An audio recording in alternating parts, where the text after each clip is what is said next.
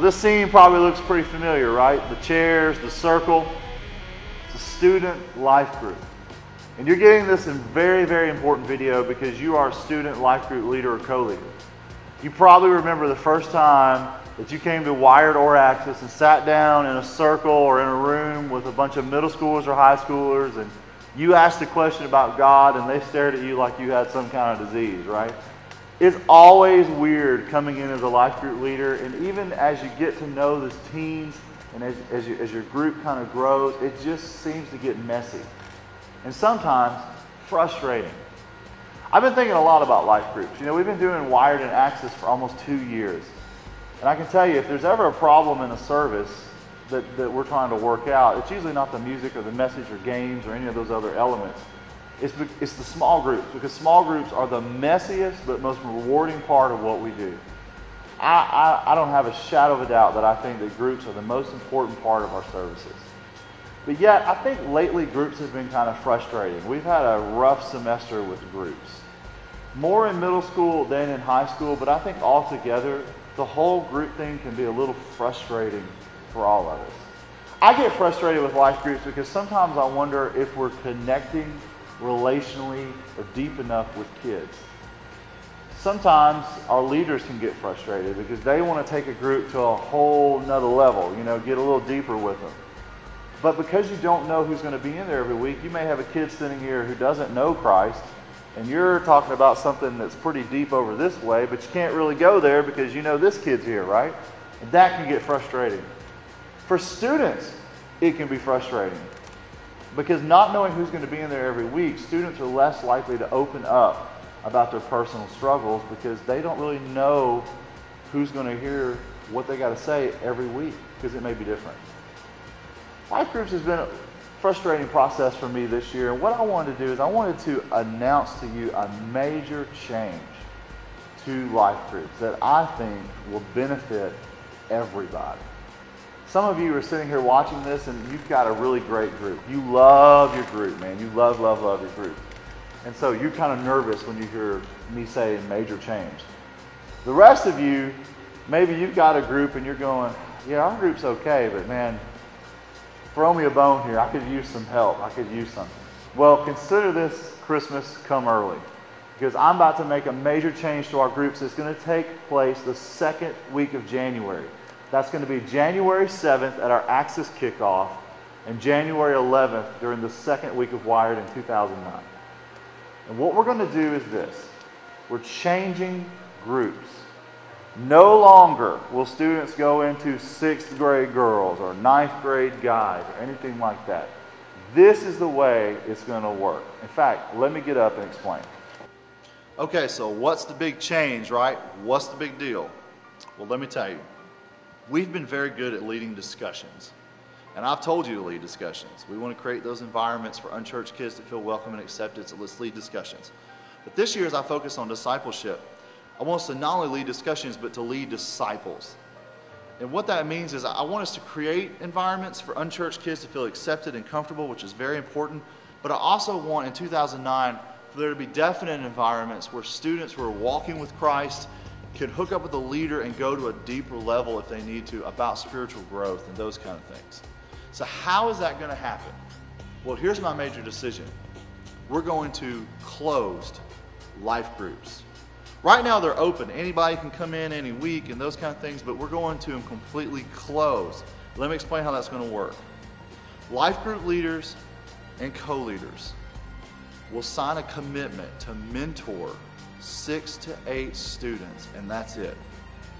Now, how do you get students into your group if they're closed, right? Because all these groups are going to be rebooting, in a sense, on the second week of January, right?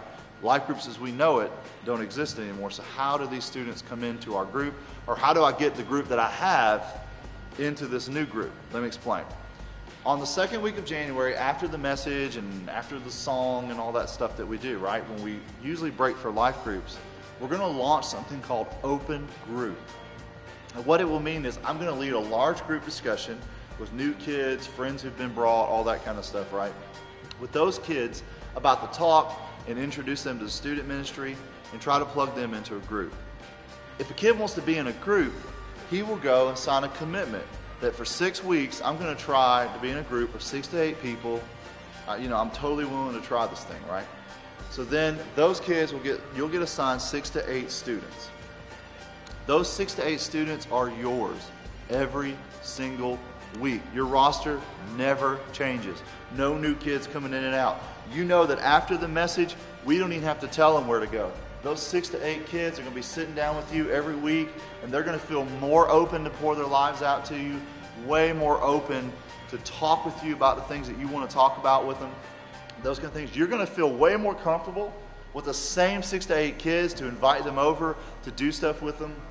And trust me, when you got the same 6 to 8 kids every week, you're going to know when they're missing.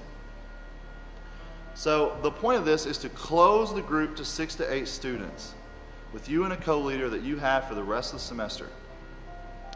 And for any students who are in open group who want to, they can get into a closed group. Now, one of the questions we have is, well, what if my group has like 5 students and I need like 3 more, but our group's closed, right? Like, how do we get new kids? Well, every so often, every 6 weeks or so, if groups have availability for new students to get in, students can sign a commitment to come into that group and commit to that group for 6 weeks. So basically, it's kind of like, if you're familiar how Group Link works here at Crossroads, it's the same kind of thing. But we also, you may notice adult life groups here at Crossroads function as a closed system. There's no new people can come in and out. That way we can grow deeper together. And we're going to make that move with students on the 2nd week of January. So here's what I need you to do. This is why I'm taking the time to send you this on the internet. This is why this is so important. I want you to think about, will I lead or co-lead 6 to 8 students starting this new semester and invest in them and mentor them and pour my life into them? Now, I don't want you spending extravagant amounts of time with them and tearing away from family. You know what I mean? I want you to think this year, I'm investing in 6 to 8 students. That's what I'm going to do. I'm going to disciple them. I'm going to talk about the scriptures with them. I'm going to go there with them. I want to pour into 6 to 8 kids. If you do, what I need you to do is email me at students@xroseschurch.net. I need to know the status of everybody who gets this video. I need to know if you would like to stay on for these new groups and start a new group with your co-leader and pull in 6 to 8 of kids from your previous group or wherever you want to do, whatever you want to do. Or I need to know if you want to be a leader, co-leader for our new groups. That's basically what I need to know. Now, some of you may hear this and go, man, I don't know if I want to disciple or mentor a group. I don't know if I'm ready for that. That's absolutely fine, and you can tell me that, and maybe down the road we can get you in as a co-leader for one of these new groups. But I wanted to spend the time to tell you today how this will work.